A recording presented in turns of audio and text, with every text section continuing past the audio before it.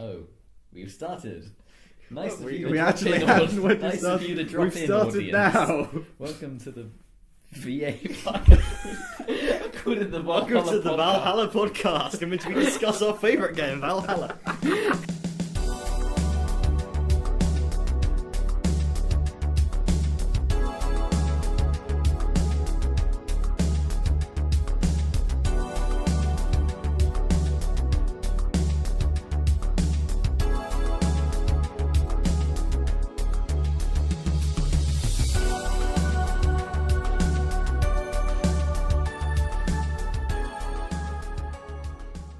Hello and welcome to the Mediate Podcast, episode 1. Wow. From humble beginnings, as they say. I'm your host, Harry Cottle, and today I'm joined by Mr. Jonathan Knowles, Hello there. the man with the headphones, and Tony Wilson. Hello. Mr. Tony Wilson, I should say. We are all equal on this podcast. Okay, so There's a tone there. you should have listened to our premise. This is the revisit Don't the listen past. to our premise. Sorry. Investigations implied in our premise. This is Really? This is just one episode to make a Star Wars prequel joke. This podcast will be heavily Star Wars prequel jokes, 80% I'd say, and 20% of revisiting the past in media terms, and in celebrating and enjoying some of the games and films of the past. We are nerds. We are nerds. We should probably put that as a trigger warning before anyone starts listening. So this is 2016, a terrible year, or a great year, depending on your political alignment. No bias here. And I think it was a bad year for just people in general, really. I think it's the year where most people split up that I've known. what it was a good year for, though. It was a very good year for video games. If I would say so myself, I played a lot of walking simulators, which will anger our non-existent viewer base. It Are was a they good. games, Harry? They are are. they games? We'll get into that debate later. It was a very good year for I first-person really want shooters. to only ever say we'll get into that debate later when the is it a game debate comes up. We'll get into it next week. Infinitely delayed. And of course, it was a good year for visual novel, cyberpunk, bartending action games. Cyberpunk. A record one came out this year in that very niche genre for some reason. I don't know why it's a more utilised and explored market, And really. for some reason, someone selected it as our game. And in typical Japanese style, fitting the Tony brand, a anime film was also selected in your name. I had to start strong. I'd say it's a very Get impactful start for sure. Your character sort of Motivations right out the gate. Right. anime in capital letters. Does anyone have any comments about 2016 before we jump into the game? You said it was good for shooters, not good for Call of Duty Infinite War. I could rant about that if we need time to fill, but I feel we should move on. Get a foot stuck in the actual game itself that we're here to talk about. Just quickly, just off the top of my head, I can think of Super Hot, Overwatch, Titanfall 2, Battlefield 1, Call of Duty Infinite Warfare, a Doom reboot. There's 6 successful, you can debate if they're good or not, shooters that were released. Yeah, well, I've only played 2 of those, so it's like I've probably also only played 2 of those. Right, so the game of 2016 that was selected was VA-11 Hallway or Valhalla, which was released in 2016, 21st of May 2016. June, I think. I did That's just what my say it in the sources tell me. previous take where I completely messed up. Anyway, VA-11 Hallway, otherwise known as Valhalla, is a cyberpunk bartending action game where you fill the roles of Jill. It's because Jedi Knight Power User. fill the roles of Jill, a bartender in the bizarre world of Glitch City. I like the name. It's a good promising sort of start. You know, it's just Glitch City. Think Blade Runner, but like 8-bit and with waifus. Then you're and probably fourth very... wall breaking. If that hasn't sold you on one of the best games to release that year, Ooh. start assuming to go on, but one of the best games to release that year, then I don't know what will. It's a game where you decide what drink to serve people, and that allows you to have a good sleep. What's happening? Sorry, I'm interrupting like we said we wouldn't. It's a game where deciding which drink to serve to your patrons allows you to determine the outcome of the story. It's an incredibly immersive experience in which you grow to love characters that are weird and wonderful in a myriad of ways. It truly breaks the story tropes of following a typical main character in the sense where your actions are directly related with the entire world at large, and you feel more of a bystander, really, and the story is greater because of it. I truly appreciated this game in its sense of humour, but also its personal moments where the characters truly felt real when they told you about their problems and their struggles, as one might do to a bartender. I think one of the best things about the game is at the start it does tell you that this is a relaxing experience that's meant to be sort of sit back and enjoy, and it sort of gets, in that sense, it gets away with allowing you to, you don't really play a character, you don't put your own personal viewpoint or opinions onto your character. Filling the role of a person, it's one of the most well-developed main characters in a story, in the sense that it is actually a character and not just a blank canvas. I mean, I feel the character is me. You know, it's a flat-chested bisexual with long hair. It ticks all my boxes. You haven't got the ponytails yet, though. Jonathan is best girl. The deepest voice of us here, the most girliest. Oh, don't act like you're not fiddling with the audacity effects to make yourself sound manlier.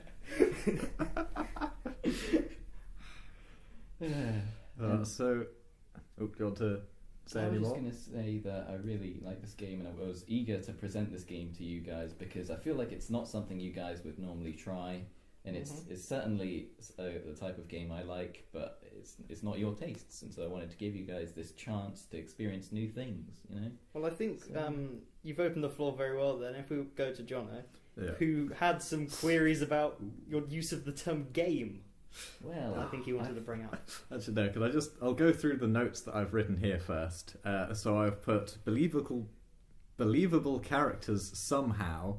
They're all ridiculous characters, but you believe them, or at least I did. I felt there, and I felt. I know it said it's a relaxing game, but there's a bit around the middle, nearing the end, where suddenly, for me, because I got invested in the game, I was a bit more up there and invested in it. Other things I've written here: everyone is a lesbian apart from one character. That's true, actually. That's all I noticed. It's a very liberal experience.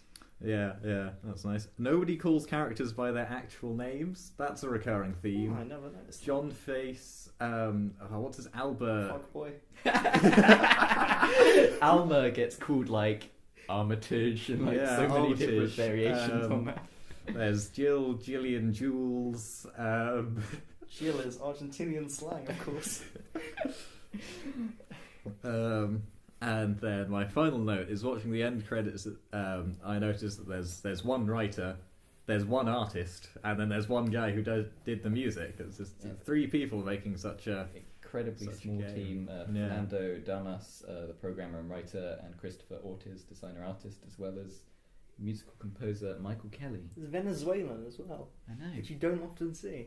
Any company of sort of any size, really. So It's it's a good thing quite about impressive. supporting indie games is that you can really make a difference in the world where, you know, sales matter to like a smaller team. It's true. So I'd like a It's commission almost- of the three sales. It's almost one man I'm not being picked for this. or child, anything. isn't it? Like this one man pushed this game and made it what it was, and Yeah, it's his yeah. world that he's envisioned. And you've got to say fair play to that. It's like when you first learn how to, in lessons, you learn the sort of the notebook how to create little things. So you type in something and something comes up. It's sort of like that without you having to type at all. It's sort of basic subroutines, isn't yeah. it? Like if this drink is correct, then this dialogue line is triggered, and he's obviously because you serve so many drinks throughout the game, the amount of variables that must have gone through. It's made in a game maker studio. Just to let you know the engine of the game. It's fairly Yeah, I basic. think- and it's impressive actually what they can do. Yeah, I think. So now on to, is it an actual game? Which is the arguable thing. 'Cause No. there isn't exactly gameplay as such. It's you drag things on a screen into a bottle, then you press shake, and then you time yourself how long you shake it. The gameplay is majority. I don't think you do anything other than dragging and clicking a single button, pretty much. But then again, I'm a defender of walking simulators. I'm a defender of telltale games. I think that defines a game. Any sort of input at all, even if it's selecting dialogue boxes or like old style adventure games or text-based adventure games. I think any type of input creates a game. So I'd say it's a game. It's not. It's definitely original in you mentioned things like Telltale, where it's more you have more notable option. You have this and this will happen, this and this will happen. With this one, the decisions you make, either your character makes them for you, or it's not explicit. It's about how drunk you get the person. It does have a lack of signposting in that regard, which could be interpreted as good or bad. Yeah, I like personally, I like that because in real life, I can't. I don't. When I'm starting talking to someone, I don't go, ooh. I could go two ways with this conversation. I could make them like me. Hello, like sarcasm. Yes, no. I like the fact as well, because when you have those dialogue trees, you have the overtly evil sort of Mass Effect option, don't you? The Renegade, as it's called. To point out, though, there is the sort of sequel add-on to the game that I don't know if either of you played. You can click the plus button in the top left corner, and then there's a sort of extra extension to the game, if you will, that does have dialogue options. Dun, dun, dun. My problem with that is that if it's intended to be a feature of like the sort of vanilla game, why has it not been pointed out?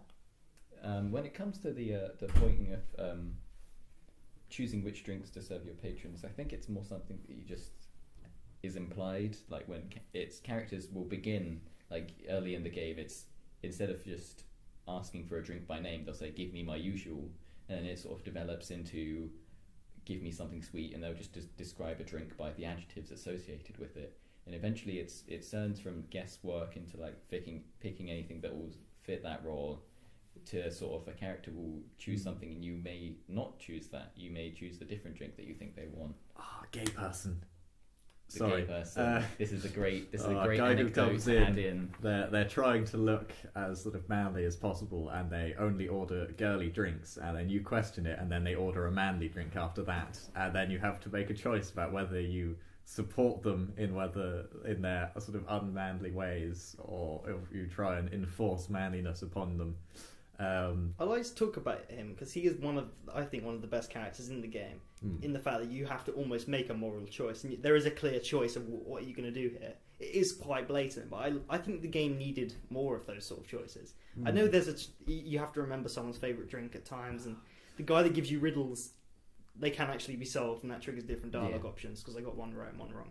But I feel like the game needed more choice. Like you needed to make a choice whether to make them this drink or that drink, instead of just making it double and adding alcohol. And I feel like you mentioned that more explicit signposting in terms of like, is this serving this drink an actual thing that I can do in terms of gameplay? Like I know they asked for this drink, but maybe I could serve the other one. I don't know. The fact that it's the type of game that has multiple endings, I think a tiny bit of signposting is needed to sort of branch out and get to those endings. An interesting thing about the way the endings work is that they stack, so you can unlock like several different characters' endings, and they'll all play like their own specific cutscene at the end of the game. So it's almost as if the story loops like close in on themselves. It's not like completely branching, but it does reward those specific moments where you say remembered a specific person's favourite drink so when they were feeling down, or if someone ordered a drink that you knew was uncharacteristic of them, you would choose a different drink and be like, this is what you want.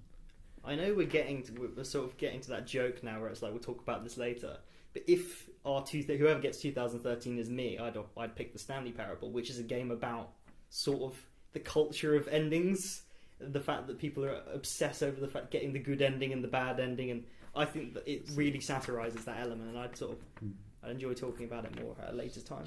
With this game, I didn't really notice that there were multiple endings that I could achieve. It just sort of... If you type in Valhalla, the first thing that comes up on Google isn't Valhalla, it's Valhalla endings. So that's the only reason I knew, because I was like, what is this game I'm going to buy? I didn't notice. I purely got it on Steam. It's one of those didn't search it up at all. So I just... type things. So from my point of view, not knowing there are other endings, it sort of felt kind of like life rather than rather than yeah, I got the good end, I got the bad, I got somewhere in the middle. It just felt like, yeah, I got the ending that happened, which is it's more it's a pure. nice I always yeah. think the less you know about a game, the more you enjoy the experience. Yeah. Just out of curiosity, what endings did everyone get? I got the good ending and Alma's ending. You can tell by the Steam achievements you'll unlock at the end of your playthrough. I did not look. Wow. But what happened at the end of the game? Me and my boss went out, leaving Gil to look after her house. Did any scenes happen between that and the finishing of the end credits?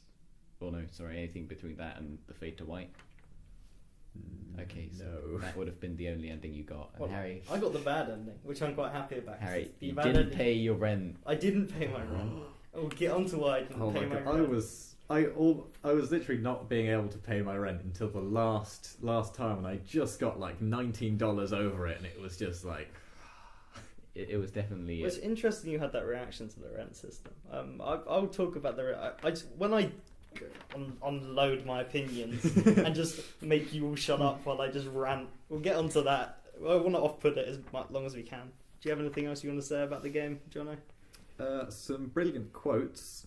The guys seem to hate anime who write it. Well, I think they were definitely poking fun at that one moment. Anime games are stupid. Anime is for nerds. A whole article about how anime is stupid and how if they could get their hands on anime writers, they would wring their necks through. Parliament debating at one point as well, which I enjoyed a lot. I like that there are those moments where it doesn't take that sort of whole culture too seriously. I definitely think it does play on a lot of anime tropes in general. It does. It's a very anime game. Can I do some other quotes without context? Go ahead. Have you ever seen a Mega Santa gangbang? I definitely know who said that. Yep. An overtly politically correct rabbit. Vending machines have very weak tasers. I think. Oh no, there's one I know off by heart, which is a man shouldn't cockblock another man unless it's their mother. What about their father? Did I fucking stutter? Yes. Yeah, some good dialogue. I joked earlier on, I think, that it would put you to sleep. I'm not sure if that's in this recording or not, but I definitely joked that it would put you to sleep, but it doesn't. The dialogue does keep you awake, or at least me awake. I mean, I couldn't do this game in one sitting. It's too long for that. Yeah, I definitely feel that it's best sort of paced out. It's roughly 10 hours long. I finished it in 14 hours. I don't know about you two. John? I didn't record it. I think it. Yeah. Well, I'll get into my experience later. Okay, fair enough. I still think that the writing was incredibly good. A lot of reviewers have also noted the fact that with a story-driven game like this, the writing is what it lives on. It lives and dies on it effectively. With that said, I think I want to talk about the characters. What do you have a favourite character? You must have one, right? Favorite. Talk about them all in general because they're such an amazing bunch of oddballs that you can't help but Great love bunch them. of lads. I'd say the boss is probably my favourite character. Donna's great. Because of just how ridiculous. Like they obviously, the person who wrote it was like, I just want to have fun with this character and like keep this sort of sense of mystery about how they lost it. I don't know about you, but when I did Truth or Dare, every time I selected the boss to try and find out the option, and you'd always ask about the arm, she'd always make you do a dare. And she'd always suplex Jill. I don't know if you discovered that. Cause that's one. I did that. She always attacks. She attacks him all 3 times. Who else? I think first time I did the boss because I felt that was what Jill would do. Yeah. Then I think I asked. It's remembering names. That's the problem. All right, so I think I 5 asked other people in Dorothy one, and that was worthwhile. Can't remember what it was, but it was worthwhile. Have you ever refused something from a client? Is one of the things that you can ask her. Anyway, my favourite character though, I think it's probably John Face or John Face. Gillian or Fuckboy or the guy who had sex last night. It's pick one. He's called another name at one point because you pretend he's an Argentinian. Robert. There we go. Oh man, that's an incredible story. The fact that he's using the credentials of the last person who worked at the bar because God knows what reason, whoever It's just Gillian fun. actually is. I don't know about you, but sort of there is a point in which, like, if you were working long night shifts with just one other guy, you would just find it fun to like fuck over customers, because that is a genuine. If you're just working with one other person, like, let's just have some fun with these people, and that's a sort of genuine, realistic moment which I can imagine myself being a bartender doing, and that sort of the relationship between the boss and the two employees, I think, is fantastic. I think that's one of the best things about the game, to be honest. This game has made me the closest I have ever wanted to be a bartender. I can see why one of the other characters tries to pick it up just by seeing the lols that they have there. Yeah, there's definitely a moment in the game that alludes to that, where they say like there's like a film that like convinces a bunch of people to like either become doctors or become hackers or whatever, and it's like this is happening. The game is that, but for us becoming bartenders. Right. So are they all your notes on the game? Yep, all my notes, all my quotes. Right. Can I review the game? I want to see. I'm gonna counter you after you've done that. Okay. Also, you've presumed my. It's a mock trial. Well, I'll be judged. I can see in your brain. Well, I don't have any notes. I started taking notes, but I sort of within an hour I worked out what my feelings were for this game, and they did slowly start to change, and they do change the more I think about it. But I don't know. I need to get some caveats out the way first. That this is a game that's predominantly written by one man, and this is a very small indie game which is doing incredibly well, and it's pandering to an audience, and fair play to it, because it is that you wouldn't an audience that I wouldn't consider myself part of. So it's not a game for me, and I can respect. I respect that people can enjoy something that I can't. But I did not like the game. I wouldn't say. I would say actually I hated the game at times. This game isn't for me. I do have a lot of problems with it. One of the problems with it is the fact that it's got this sense of humour. It never takes itself too seriously. But then again, it does. I think the game would work if it had more. It's like Batman versus Superman. Dawn of Justice in that respect. How many times have you watched that film? I've seen that film twice because I couldn't believe my eyes the first time. Right. Harry saying an opinion that everyone is entitled to their own opinions. Some opinions are just more correct than others. I feel like the game would benefit with more satirical elements. I think my favourite character is Streaming Jam, because that is the first successful use of music in the game. Because the problem, I know the game gets praised for the music, but I hated the fact that it gives you 13 pages worth of songs that you've never heard of, and it's like, oh, select your own, find the good ones. But at that point, I was just clicking play on the jukebox because I didn't care about this music. It all sounded very similar. I turned the music off and listened to my own music, because you know, if I'm going to play a jukebox, it's going to be my own music.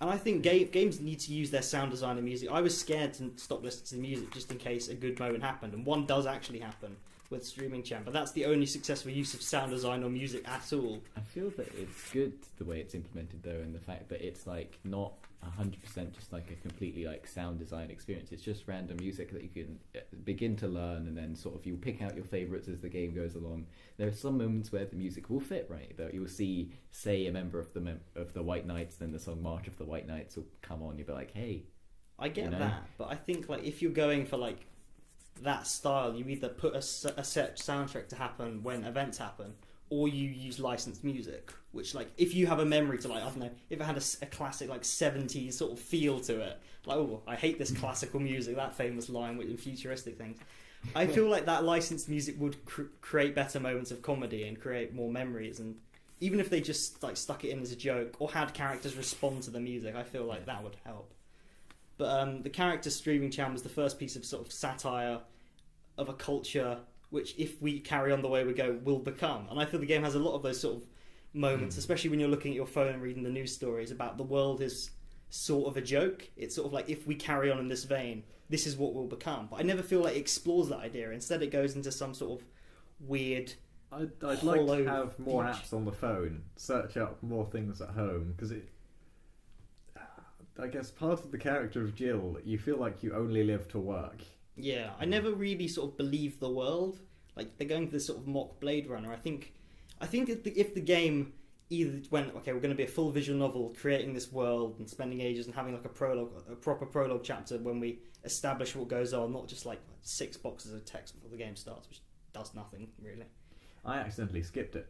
Exactly. It took too long to move from one to the other, so I clicked to hope it would move on to the next one, and just cuts to the actual game. Like, well, that's not what I wanted. So that's another problem I'd say with the way it's designed in terms of like saving and just basic things to help the audience. Like if they say it wants it to be a relaxing experience, well, if you want to play 10 minutes, you can't, because you're either skipping to get to your break and skipping dialogue and maybe character development, and then you can't. So it sort of in that way becomes a more tense experience. If you want to be a relaxing experience, I think the ability to save at any time or select music tracks outside of the 10 you've selected on your jukebox, and just simple stuff like that, I think sort of helps the game in general.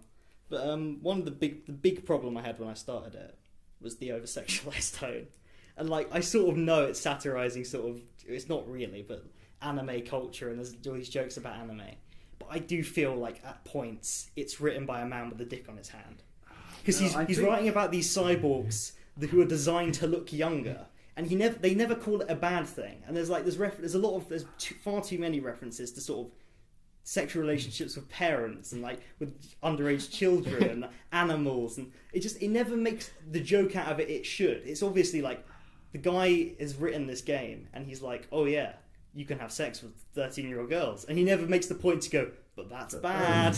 He doesn't have to. You get the feeling that well, but why Jill is fairly on the offence about everything, but you know, it never really helps the game. It's obviously been added to pander to that sort of weeaboo audience of like, this is a 13-year-old girl, but that's okay if you want to make deviant art. I had a real problem with that throughout. Yeah, I can understand. But the character Ingram, like the second person that comes in, is just. I think he was meant to be funny. I think he's just there to show that sometimes as a bartender you will have to deal with people that are just bad, and as part of that, like, realism to the world. I get why you would like not enjoy your time talking to him. It's like he's one of the first few characters that set the tone for the game, and like the tone of sort of like, I think the question is, have you ever faked an orgasm? And within the first hour, the term like used and abused in all 3 holes is used more than twice, and that's not funny though. That's just weird. And like I think as Jill, I've been asked every possible question about my sex life, Jill and it's just never answers it, and it makes you feel. I don't know. It makes me feel uncomfortable, and if they're going for the fact that precisely, I think that's the point it's trying to get, is that Jill here feels very uncomfortable. She's flat-chested, but every person who comes in, even the females, are going, "Oh, boobs, boobs, boobs, sex! Look at this, and she's not part of that life. She's been out of that life. But I feel like the game's tone doesn't. It does take itself seriously. If the world we're going for is like satire land, and like this is a horrible place, and this is but it doesn't go for that. It's like this is a sort of dystopian future where big corporations are taking over, and it's got this serious tone with elements of like if the whole game was taking place in Streaming Chan's head, and the whole game was like this sort of big joke, a big extended joke where you can have serious things, and I think I'd enjoyed it a lot more. I think what it's trying to do is it's the satire and what things could become, and I think it's fair enough. I mean, playing this game, I particularly felt with Jill, the flat-chested bisexual. I don't get but still, like it's a model that you hardly see, and like even the characters that supposedly had large breasts don't really in their models. So you either go full I didn't particularly notice, like the one that supposedly like, oh, they can take up a whole room. Like, what does that mean? That's a line in the game. It's like a line is like, oh, your breast would take up my entire bathroom. It's sort of like, I don't know. I feel like when you're at a bar, that's the sort of things that might come up. Just like even in a super dystopian world, sometimes there are those. I feel like the game has a bit of an identity crisis where it doesn't know what to define itself as. I think it possibly could have started as a visual novel, and maybe I don't know when he started development, but it's heavily inspired by 2013. So maybe they started the game, saw the success of another indie game, which I want to talk about extensively because of the comparisons, and 2013's Papers, Please, and decided to change genre.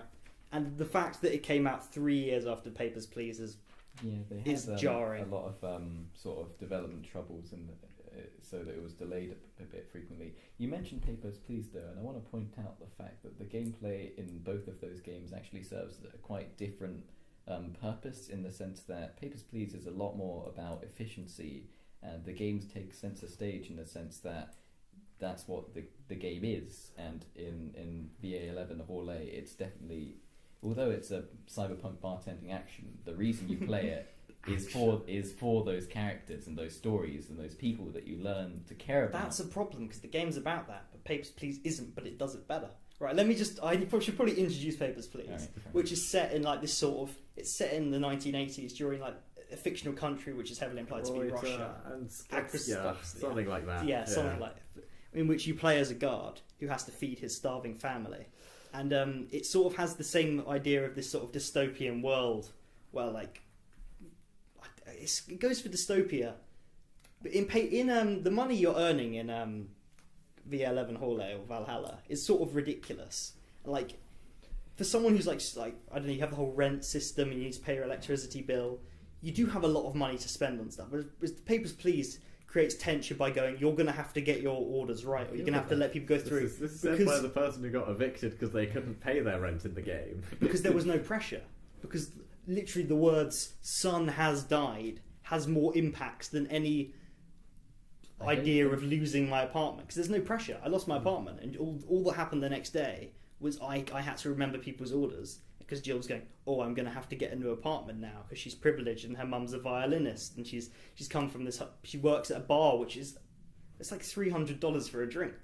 I think that whereas Papers, Please has like the sort of you earn $10 a day, 15 if you're doing well, and it has this in.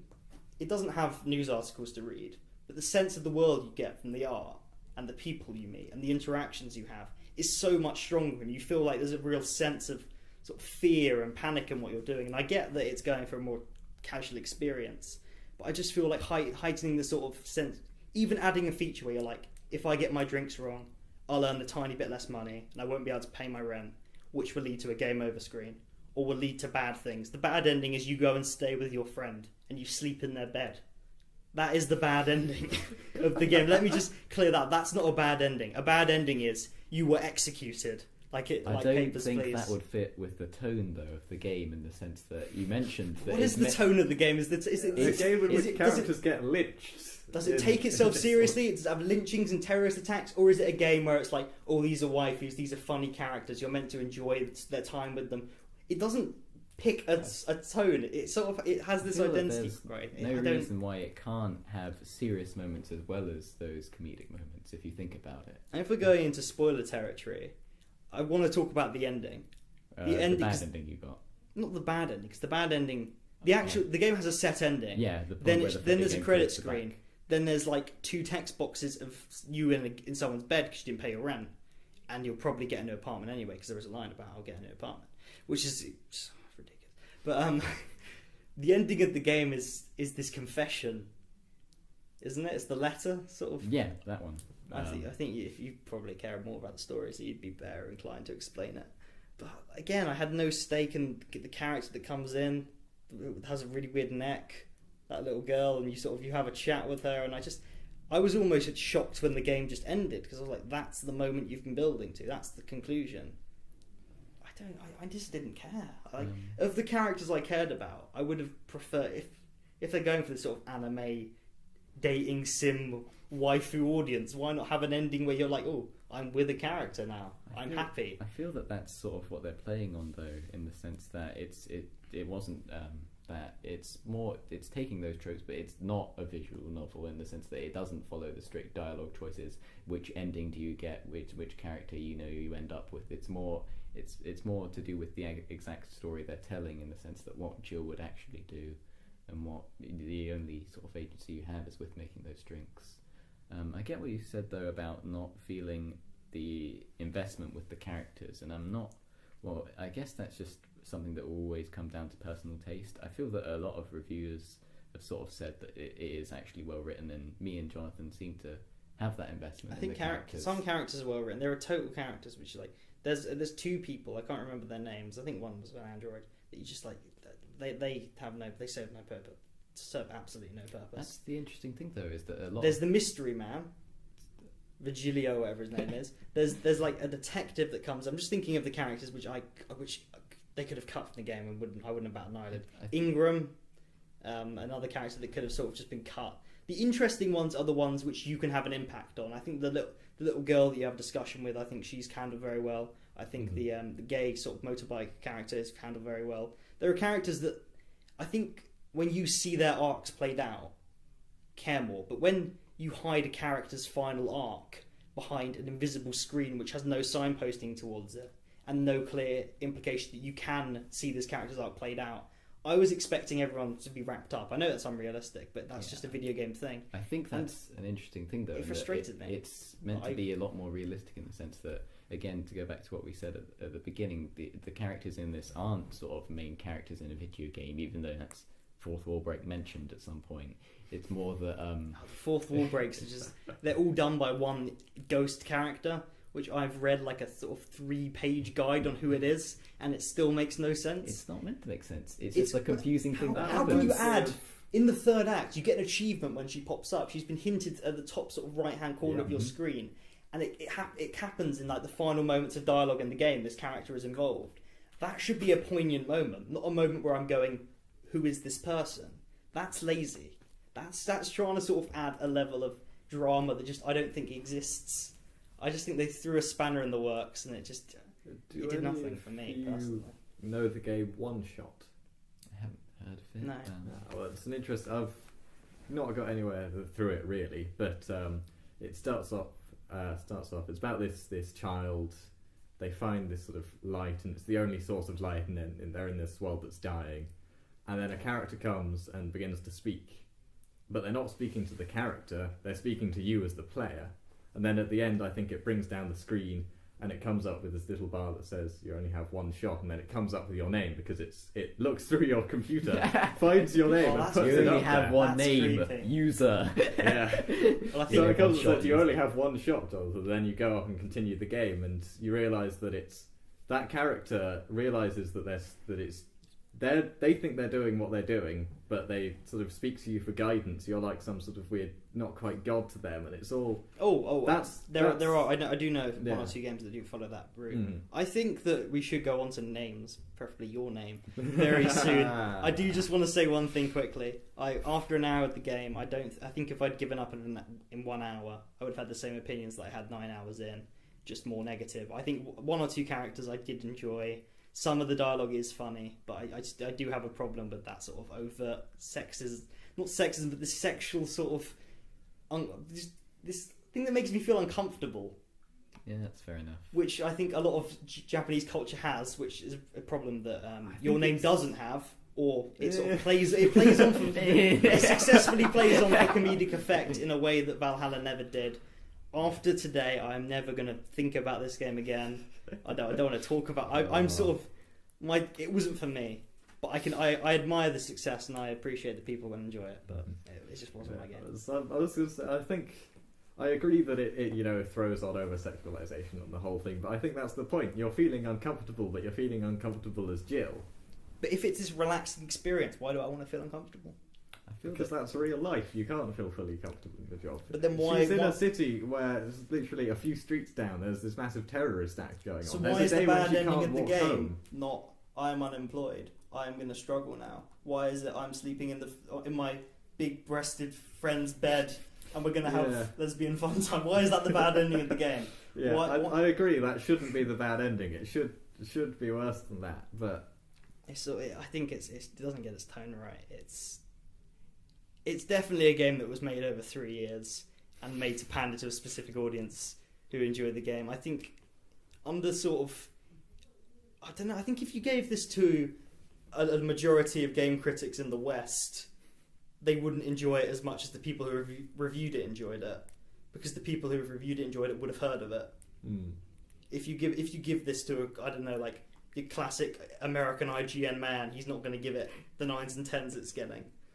But that could be a good thing or a bad thing. It's probably a good thing for the people that enjoy the game. But so should we do a feature of how much out of 10 we give the game?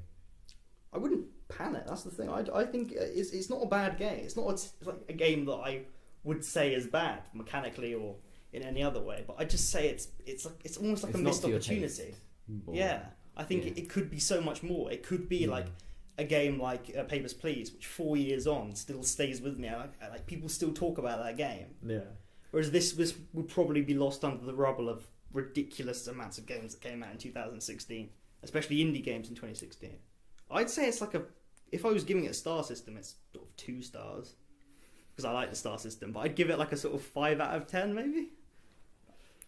I'd go 7 out of 10. I mean, I don't want to seem contrarian in the sense that I really, personally, I've listened to your opinions and your thoughts, and I've sort of been taking them into consideration. And at the end of the day, it does come down to the fact that this story was trying to sort of not appeal to everyone. I get that people will take away different things from it, but I felt that when I play this, it just was for me, you know, in the sense that it made jokes that I understood. It referenced things that I like, and I got invested with the characters. That's why I'm giving it a perfect 10. That is Mic big. drop. That is big. Yeah. Well, let's stop arguing. I think we all enjoyed Your Name, which you should probably introduce. Yeah, sorry.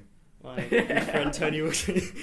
As it was your selection, it smashed the Japanese box office. I think it's the second most successful anime film of all time. It beat Spirited Away. It beat Spirited Away, It's for God's sake. The only film, the only anime film that's not produced by Studio Ghibli or some other high name. I don't know anime films. I don't know the name of the director, but I've heard that he's the new Miyazaki. He's like the man now. He's going to smash it for years to come.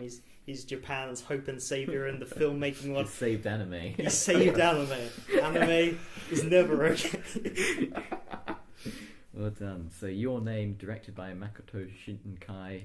It's a story where at random points these two characters they swap bodies and they sort of Okay, so if you know your anime, alarm bells are ringing now. You're going a teenage boy in a teenage girl's body. This is going to be handled heavy-handedly, horribly. Yeah, you'd expect that 4 minutes and a half into the episode, you would have an excessive amount of breakfast fondling, and you'd be right. excessive. No. Literally, all you have to do is go, "What the hell?" and I'm done. Okay, I don't need a. There's a running joke about the boy fondling the girl's breast, which I think is handled. It's that works. Yeah, I'll as it went on, I went, okay, I can see how that would happen, and I sort of crossed it out as an attack this note, but I'm keeping it there as a mention this note. It's Well, I feel there's a great line. The only reason I forgave it was there's a bit where it's like, no, I have to respect her, and then you just see him doing it straight afterwards. that is the most uncomfortable I've ever felt. I had to hide behind my hands, just the tears streaking down the faces. That's not what I want to see, guys. For a film that, like, if handled, if you give it to the guy that You made could handle it a lot VA-11 worse. Hall A, the whole film is doing more than that. But yeah, I think we've gone off on one. Anyway, yeah, Tony, continue speaking. Well, it's another one of those things that I didn't think either of you would sort of pick to begin with. There's it's another sort of anime thing, and I just wanted to bring it up to you guys and see what you think, because from critically, people really like the sort of emotional pull of the story, and as well as its excellent cinematography and the fact that it's just made a ton of money, which is a good Joyous sign. Hunts. There will be a ton of loot. I've seen the Destiny Oh 2 my God, trailer. it's so I good. did not expect that to come up today, but oh my goodness. Your stuff is gone. My stuff is gone. Well, if we're talking Most about importantly, my stuff is gone. VA-11 Hall A's not understanding what makes it a good tone, the way Destiny 2 has changed the tone of Destiny is what I'd want from a Valhalla I sequel. feel that's good though, in the sense that VA-11 Hall A is like the Destiny 2 trailer. It cuts from. Oh, it does. It's not. the- I'm thinking if they make a sequel, I want it to be the Destiny 2 sort of levels of understanding that people hated the first one's tone. And that We've sort of- discussed the game to death, I guys. know, all right. I'm Good. never Not mentioning very it in my wrong. life. Anyway, what do you guys think? Think of the film. Yeah. Well, I'd heard of it, surprisingly, because Mark Kermode loves it, and I thought, well, if he loves it, then I think I should definitely give this a watch, and I was contractually obliged to watch it as well. And I enjoyed it. I didn't watch it how I wanted to though. I want to see this film projected because it's stunning. Like it's got great music, great visuals. I want to see an English dub. I do so want that I can look at the pictures. Yeah. It sounds Normally, as terrible, as a but- sub purist, I do think that sometimes there is that thing of like, man, this shot in front of me like would make a really good wallpaper, which is when I know that a show is well animated. There's like a sort of litmus paper test. And so yeah, I agree with you what you're saying. Is like a dub would be good, but a dub and the UK to actually like decide, right, we're going to put a projection of this up. Yeah, I was looking up for like screening as it's like really far away, and so I'm like, yeah, I'll just watch this on my laptop, like in a dark room. Then I guess stand really close to the screen. I think definitely the cinematography and sort of the music. It's all fantastic. I don't usually like anime music. Neither.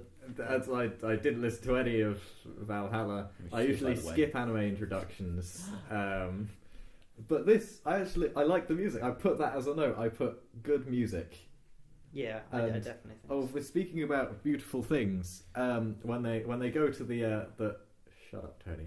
When they go to the cafe, in whatever town that she is in, and it's just the vending machine, and they press and that the can falls. The way the can falls, I believe it. I paused it and noted that down as a note, and then continued on because it was seeing that one. Oh, that's nice. That's nice. And after like sort of the US and the UK's obsession with Kubo and the Two Strings is the one exception in 2016, but all the films are done like sort of CG and like computer animation. Kubo and the Two Strings was not done like that, and it's a stunning film. And this was also not done like that, and you can sort of tell sort of the craftsmanship and the level of detail, sort of hand drawn and actual like physical animation. I think something gets lost in computer animation, and I feel like the film definitely benefits from the sort of the drawn style and the real. The real sense of art direction throughout, especially with the comet, which is stunning. I didn't know anything about the plot. Rad Wimps for the music, by the way. That's genuinely what just a shout out there. I don't think it reveals. I'm not sure what we're doing. We're not really seeming to care about spoilers at all. But I don't think it reveals you've too seen much. both of this game and film.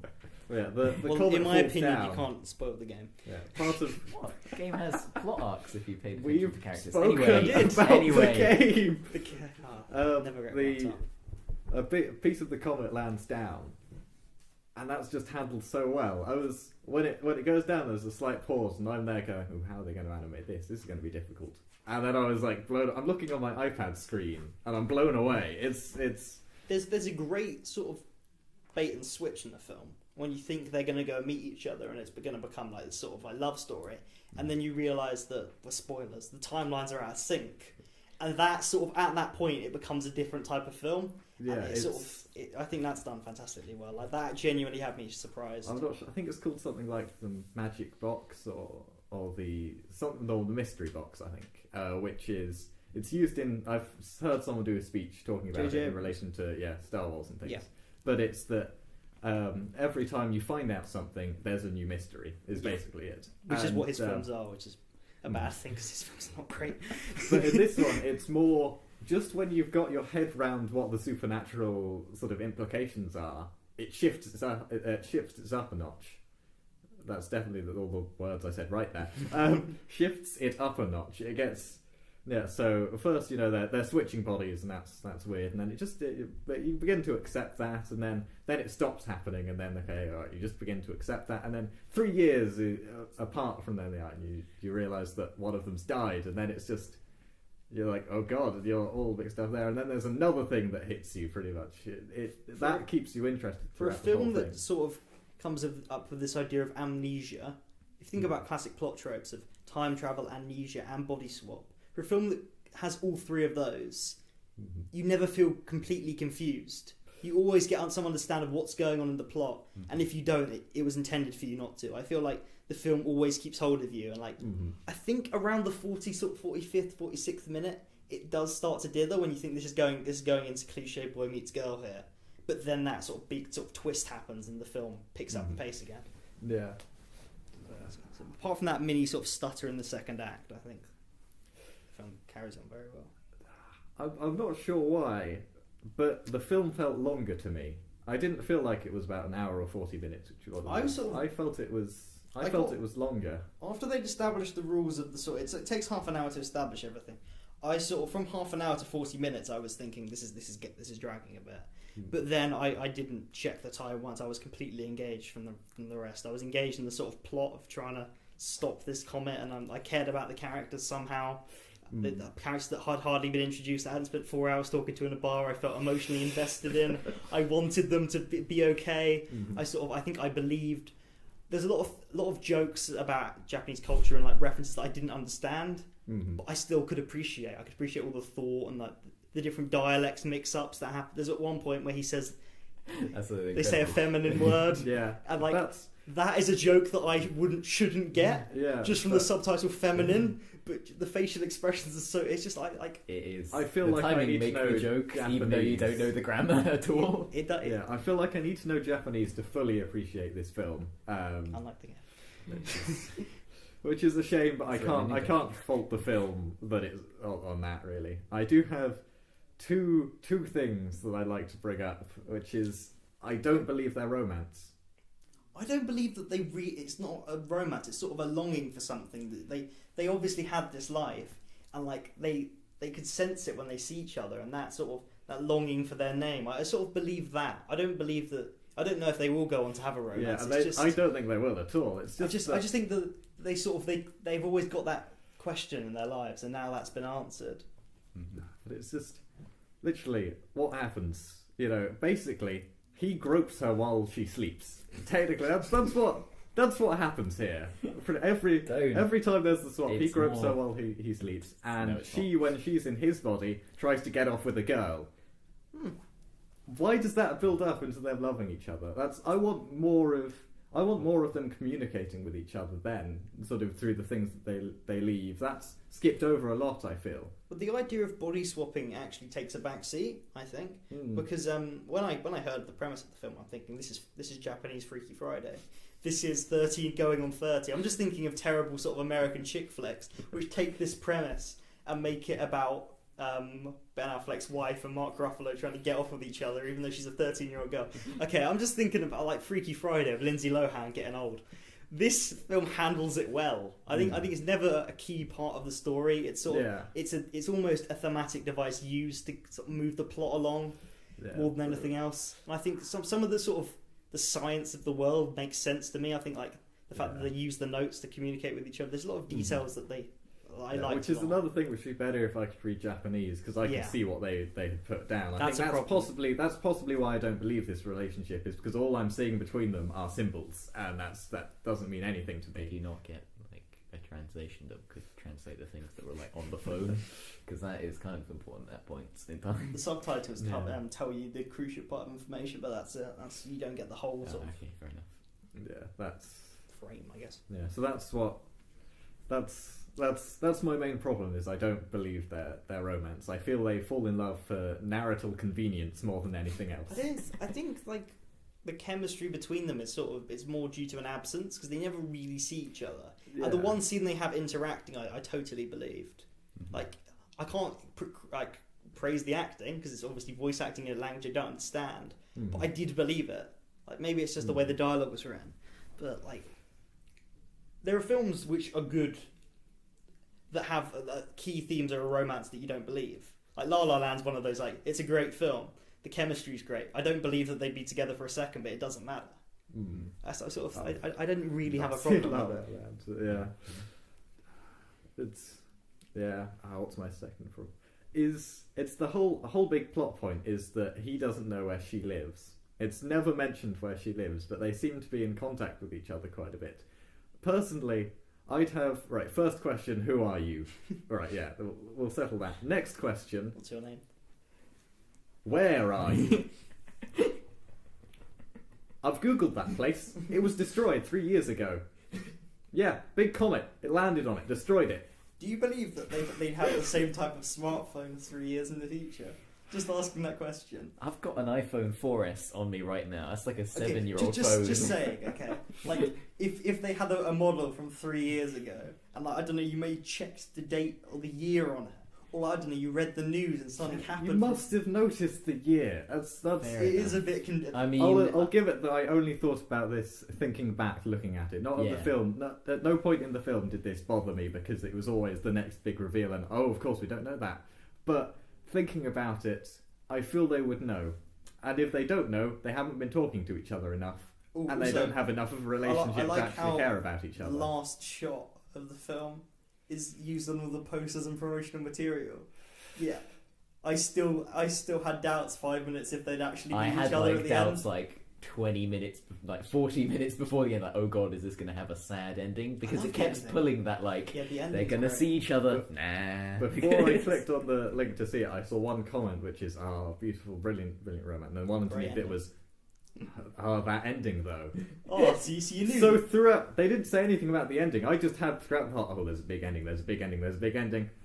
And it just didn't do anything for me, the ending. This is a film in which you have ups and downs, and it's nice and brilliant, but it ends on a... I think the film sort of did... I think it does start to dither out, and I think it wraps itself up nicely, and the fact that you can see them, they're growing up, they're longing for each other. You see the girls' two friends, and they're getting married, and you think, that's something that's been concluded. And then... just at the end, like, it's just them passing and just exchanging one word and like, what's your name? I think you can't really go beyond that. I think a cut to black works. I think that they should stop the scene where they walk past each other on the bridge. Oh yeah, have it sort of a cliffhanger. They both stop. Yeah, and then you cut to black. Ooh, Do they? No, you have it so it looks like they're about to move on or turn back. It looks like they're just both about to do a movement, and you cut to black, and then you have it. Do they meet? Do they not? That's where I'd end it. I quite felt like this could end, but it just like sort of continued. Like it's like such went unanswered. In a year in which Suicide Squad and Batman vs Superman: Dawn of Justice came out, it's a good pick. I've seen both of those films just to check that they're real.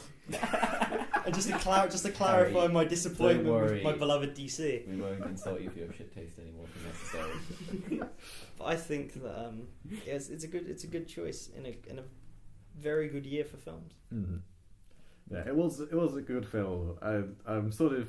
I'm picking out things which I feel I have to, just to come up with problems with it. But I had problems with it because like there were whole 10-minute stretches when you're with her grandmother and she's talking about words that I don't know, and I'm thinking there's a cultural barrier here which I would have greater appreciated had I had a greater understanding.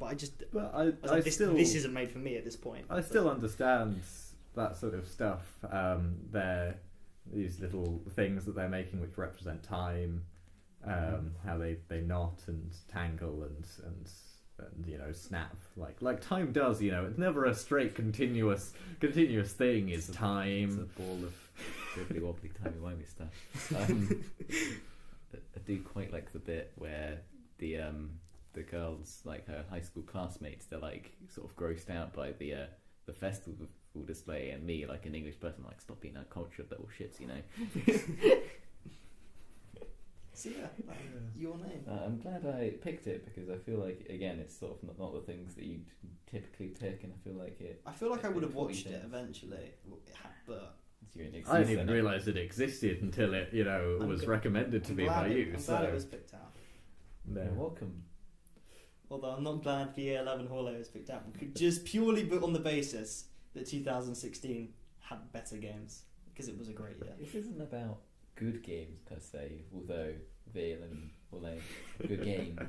It's more about sort of seeing things that you might have missed, or just the fact that there's so many games that came out, that a lot of games that are smaller, or you just might have just not had the chance to think about, or just would have flown under your radar.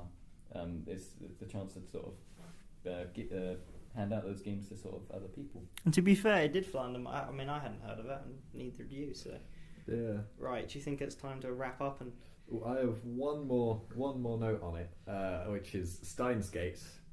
Have any of you seen that anime? I've seen the first 11 episodes of it. The tone of voice did not suit the conclusion. It's actually a good one to bring out in the sense that Harry was talking about tonal shifts sort of earlier. I feel that his complaint with VA-11 Hallé was, and I understand it in the sense that VA-11 Hallé, he sort of said, is it going for that satire or is it trying to be serious? And I felt it worked for me, but for Steins Gate, I sort of dropped it because it felt for the first half it was being this quite jokey sort of anime style series. Yeah. And then there's an episode where, spoilers, shit goes down.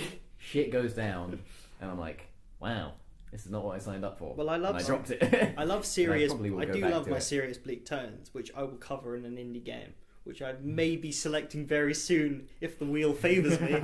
And I also, Wheel of Fortune. if I don't know what's going to happen in 2013.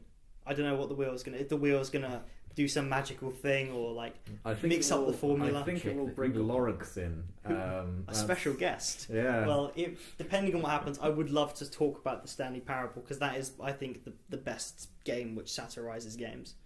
Going out to Steins Gate, it's my favourite anime. Okay. Was it of 2016? No, I've noted it down for what year it comes out, and I'll talk about it as an actual thing. But I think it's to do with time travel, and in the second half, it really explores the emotional payoff of time travel. Stop Who. Yeah, and It was that character that died. They're back. Anyway, and Johnny.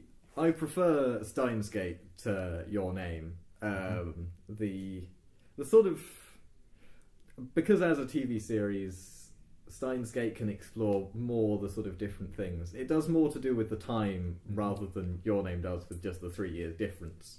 I mention it because it made me think about with the 3 years. Well, that's always the difference. With TV, you can focus more on narrative threads and sort of, whereas films have to use their cinematography. They have to use every shot. Yeah. Optimum, and I think not a single frame or a single plot strand is wasted in Your Name. In that sense, that it was a film that took a while to make, and everything's fine tuned. There's no sort of red herring. Yeah. You don't see anything that's unnecessary. Try and think of a moment which just doesn't help, like to either develop a character or like a lot of the culture stuff. I'd say the last 5 minutes when it should have ended at that previous scene, but other than that, yeah, I agree. It's got all it does all that it can do.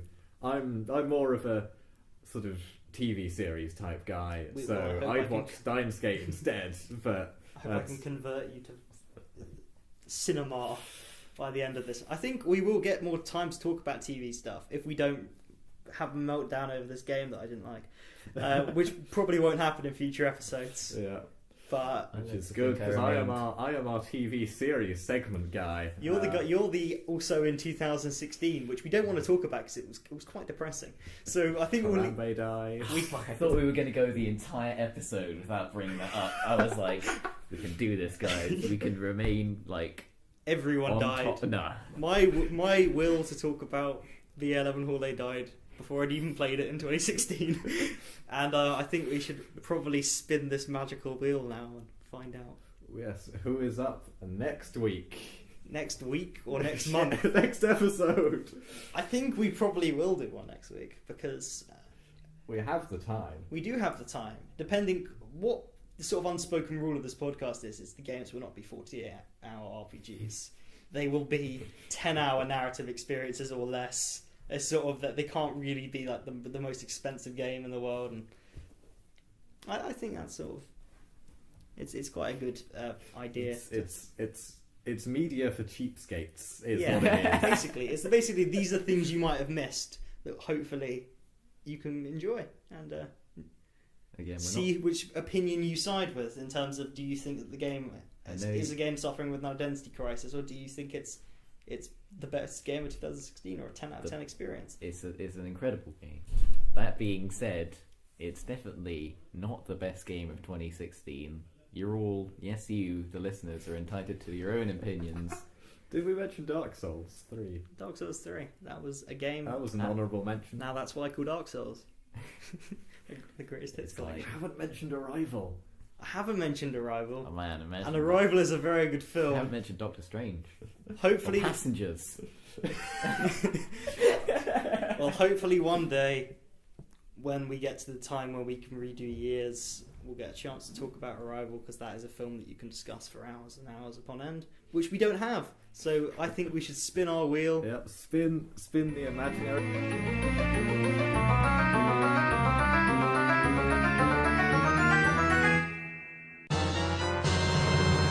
Yay! It's me, the annoying host that spouted a load of nonsense about a game which you didn't like. Harry. Right. Let's see where your So now taste will lead us. my pressure's on me, because Tony's going to try his hardest to not enjoy whatever I I'm gonna pick. take it at face value. Well, 2015 is my favourite game in my favourite year in video games, not game in video games, because I played so many. And if I had a choice of unlimited time, I would pick Metal Gear Solid 5: The Phantom Pain, because it's one of my favourite games of all time. The game doesn't finish. A game that doesn't have an ending, if we're talking about games that don't end and have really weird tones. But because of time constraints and the fact that you wouldn't have played this game, let alone heard of it, I'm going to pick Sam Barlow's Her Story, which is about 2 to 3 hours long. It's a game. It's a feminist take on history. You can't really call it a game, because it's not really it's so unique. The typing action and say it's like other games that have typing, such as. Try and find something like Her Story. I guarantee you it's a unique experience. And for the film, I'm going to go through a loophole and pick a 2014 film, John Wick, because its UK release was mid 2015. So technically, I saw it in 2015. I loved it. No one else has seen this film, and everyone should see it, because that's a film that understands its tone, and it's just the dumb action movie, and it's so worth talking about because it's so good. So yeah, they're my picks. Hopefully you two will enjoy them. We can gather around at a similar time next week to discuss your thoughts. And hopefully you guys have differing opinions, and we shall mediate. We shall mediate. We can have a discussion, a debate. I like to think that this podcast has been a learning experience. We've all sort of debated our points of views. I think having differing points of view is healthy, and I think you should always be open to new ideas. Because before I came into this room, I hated the game, and now I would not say I hate the game. I would say I have a respect for the game, which I did not enjoy. See, my opinion has changed. I feel like there's a quote in Valhalla about that where let's make drinks and change lives. Let's make podcasts and change lives. This has been a Mediate podcast production. We hope you see you soon. Do you want to say goodbye, guys? Bye. Sorry for cutting you off, Tony. Goodbye. It's all right. And we'll see you later.